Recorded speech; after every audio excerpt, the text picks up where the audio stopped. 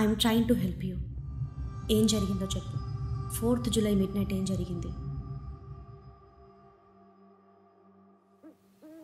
నిశ్శబ్దంగా నిద్రపోతున్న ఓ దట్టమైన అడవి. అకస్మాత్తుగా అడవిలో కరువు మొదలైంది. చెట్లు వాడిపోతున్నాయి, నదులు ఎండిపోతున్నాయి. చుక్క నీటి కోసం రక్తం ఏరులై పారింది.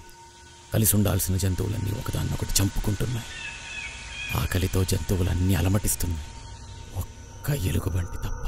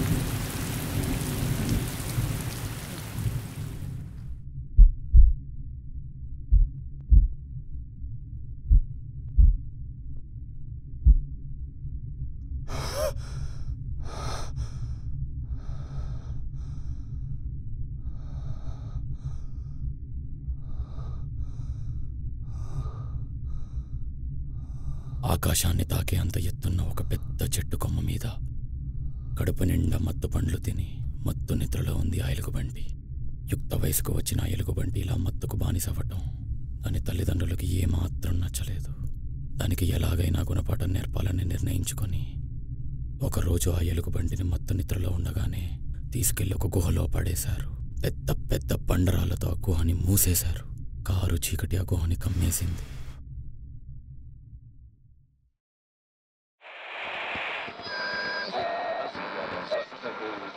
నగరంలో మరో విషాదకరమైన సంఘటన చోటు చేసుకుంది. జూలై 4వ తేదీ అర్ధరాత్రి సుమారు 12 గంటల ప్రాంతంలో ఒక ఇంట్లో మధ్య వయసు గల భార్యాభర్తలను చాలా దారుణమైన రీతిలో హత్య చేయడం జరిగింది. వంటకత్తితో పొడిచి చంపినట్లు పోలీసులు నిర్ధారించారు.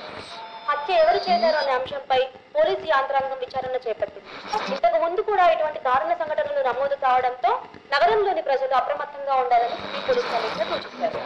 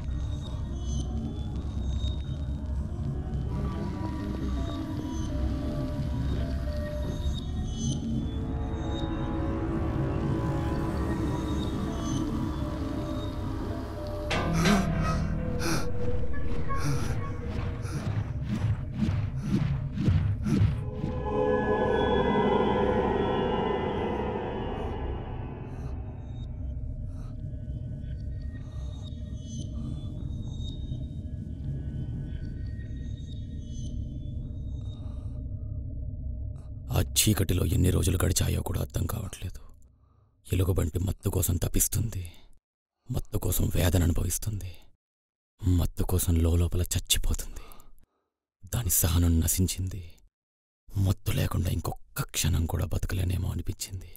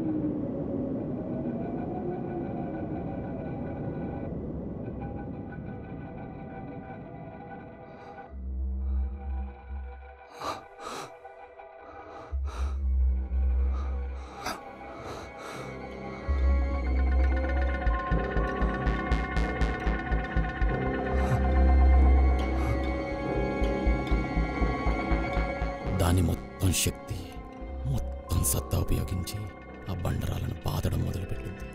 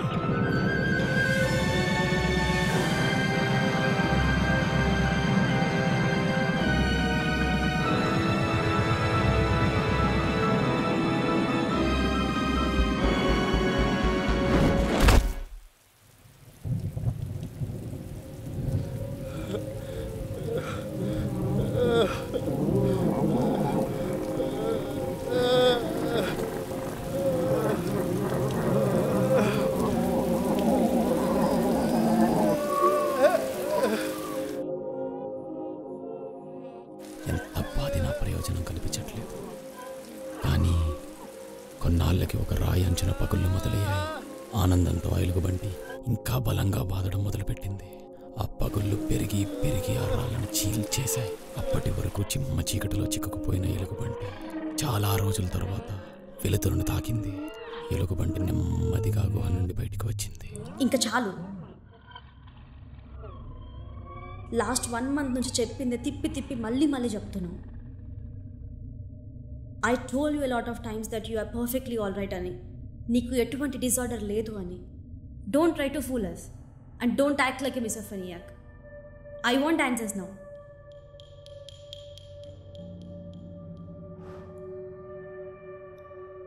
మీరు చేసిన ఒక్క పని మిమ్మల్ని అనుక్షణం వెంటాడుతుంటే ఎలా ఉంటుందో తెలుసా? I'm trying to help you. ఏం జరిగిందో చెప్పు. 4th జూలై మిడ్నైట్ ఏం జరిగింది? నువ్వేం చేసావు? వర్షం పడింది.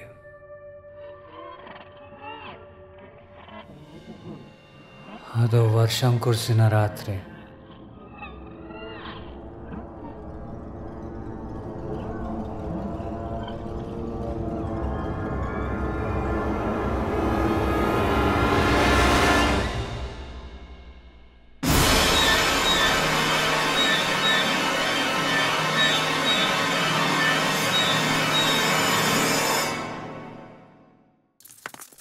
బయటికి వచ్చిన ఎలుగుబంటి వెంటనే మత్తు పండ్ల కోసం అడవిలో పరుగులు తీయటం మొదలుపెట్టింది. ఇక అడవంతా తనదే, మత్తు పండ్లన్నీ తనవే అని అడ్డు లేకుండా పరిగెడుతున్న ఆ ఎలుగుబంటికి 4 చేతులు అడ్డుపడ్డాయి. 2 వైపుల నుంచి బలంగా పట్టుకొని దాన్ని ఆపాయి. కోపంతో విర్రవీగిపోయింది ఆ ఎలుగుబంటి. మళ్ళీ తీసుకెళ్లి గుహలో పాడేస్తారేమో, దానికి దాని మత్తు దొరకదేమో అన్న భయం. ఎవరు ఏంటి అని కూడా చూడకుండా దాని చేతులతో రక్కి పడేసింది. నోటితో కొరికింది. చివరికి చంపేసింది. ఇక ఏ అడ్డు లేకుండా వాయువేగంతో పరుగు తీస్తున్న ఎలుగుబంటి ఒక్కసారిగా ఆగింది. ఒక శబ్దం, నిశ్శబ్దాన్ని చీల్చే ఒక శబ్దం. వెనక్కి తిరిగి చూస్తే అక్కడ చచ్చి రక్తపు మడుగులో పడి ఉంది ఎవరో కాదు, దాని అమ్మ, నాన్న. సరిగ్గా అదే సమయానికి అప్పటి వరకు ఉన్న కరువుకి విముక్తిగా ఆ అడవిలో మెల్లగా వర్షం కురవడం మొదలైంది. అడవి మొత్తం సంతోషంతో సంబరాలు జరుపుకుంటుంది. ఒక్క ఎలుగుబంటి తప్ప ఆ 2 శవాల మధ్యలో పడి బోరని ఏడుస్తుంది. వర్షం శబ్దం దాని మెదడుని తలచివేస్తుంది. ఆ ఎలుగుబంటికి కనీసం ప్రశాంతంగా కన్నీళ్లు కార్చే అవకాశాన్ని కూడా ఇవ్వలేదు ఆ వర్షం. ఆఖరికి అది కార్చే కన్నీరు కూడా ఆ వర్షంలోనే కలిసిపోయింది. దాని జీవితం కూడా అదే వర్షంతో ఆగిపోయింది. ఆ సంఘటన తర్వాత నుంచి వర్షం కురిసిన ప్రతిసారి తను చేసిన తప్పు గుర్తొస్తుంది. చేసిన తప్పు గుర్తొచ్చిన ప్రతిసారి వర్షం వినిపిస్తుంది. ఊహకి నిజానికి తేడాని పట్టలేని ఆ ఎలుగుబంటి పశ్చాత్తాపంలో కూరుకుపోయింది. ఆ పశ్చాత్తాపంలో ఆ ఎలుగుబంటికి ప్రతిరోజు, ప్రతి రాత్రి వర్షం కురిసిన రాత్రి